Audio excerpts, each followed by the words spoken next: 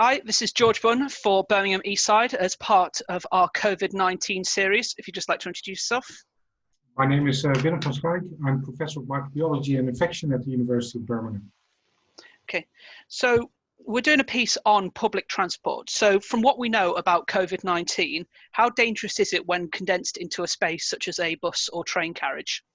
So we know that the vast majority of COVID-19 transmission takes place in enclosed spaces. So that might be rooms, offices, but also public transport, for example, buses and trains where people are in close proximity of each other. So do you think on buses and trains, people should be adhering to social distancing rules as best as they can? Yes, exactly, as much as they can. But of course, I'm aware that that might be very difficult when the bus or train is very, very busy. And in that case, it might work if people start to wear masks, because that has been shown very recently to reduce the spread of the virus. So do you think as we start to get out of lockdown, more and more people are going to start taking public transport, which increases that further risk of the so-called second spike, which we've been seeing a lot talked about? Yeah. That is certainly a risk, yes. Any activity that will increase the number of contacts that any individual has will increase the risk of further spread of the virus. So for that reason, do you think we're coming out of lockdown too quickly then? No, I don't think we're coming out of lockdown too quickly. I think this is probably a good time to do it. We've seen a sustained drop in the number of cases in the UK. So we are coming out of lockdown very gradually, very slowly, and which is a good thing. But this is a good time to start to explore what options we have as a society to restart activities that we think are important while minimizing the spread of the virus. So going back to public transport, how rigorous should the cleaning procedures be on buses and trains? So I have to say that I don't know how rigorous standard cleaning procedures are. So that is something I just don't know. But I know that now in London, cleaning is happening once a day with very strong disinfectants. And I think that is probably a standard that every operator of public transport should be aspiring to. So do you think that apart from wearing masks, there's anything that the public should try to do to reduce the risk whilst using public transport? So what I would hope is that operators of public transport will also install hand sanitizer stations inside stations, so that people, when they leave a bus or leave a train, can go and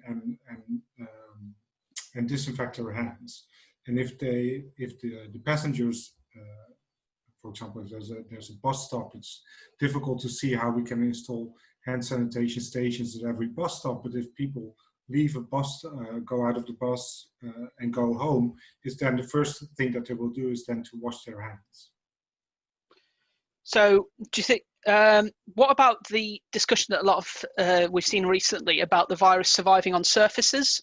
Mm-hmm. Do you think the surfaces that you'll see in places like in buses and trains, so on the felt of the seats or on the metal bars or handles or on doors, do you think that there's a risk of catching COVID-19 if you come into contact with one of them?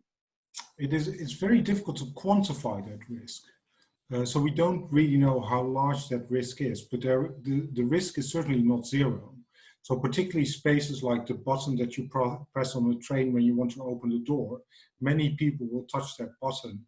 And so that's why it is very important for people to practice hand hygiene as quickly as possible after leaving public transport.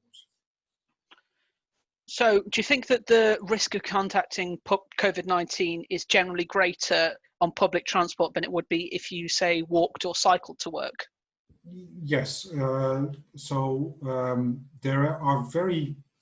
the number of transmission events that have been associated with just normal outside activities is very small. So all transmission that or maybe not all, but the vast majority of transmission that we see is in enclosed spaces like public transport, but also hospitals and churches, for example.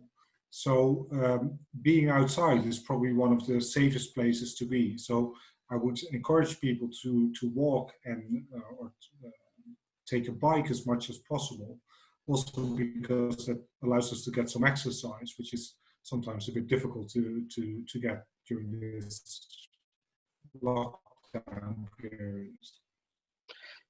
So do you think that there's anything that the transport companies should try to do to reduce this risk for workers and commuters? I think they should be, they can do a number of things, and I'm sure they are already doing it. So, for example, they have to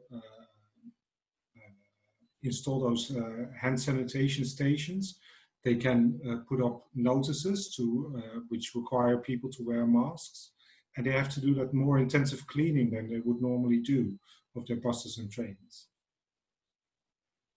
So do you think that the Department for Transport and the Birmingham City Council have been clear enough on how clean public transport has to be? To be perfectly honest, I haven't followed that in the news, so I would not be able to comment on that. Okay. Well, I think that very much clears up all the questions. Was there any other bits of advice you'd like to add to members of the public if they need to take an essential journey on public transport? I would advise people to only take essential journeys, but if they do need to take essential journeys on public transport, is to wear a face mask, because that might protect others that are in the same carriage, for example, to try and retain social distancing and to wash their hands as quickly as possible once they've reached their destination. Okay. Professor, thank you very much for taking time to speak to us at Birmingham East Side. Thank you. Thank you.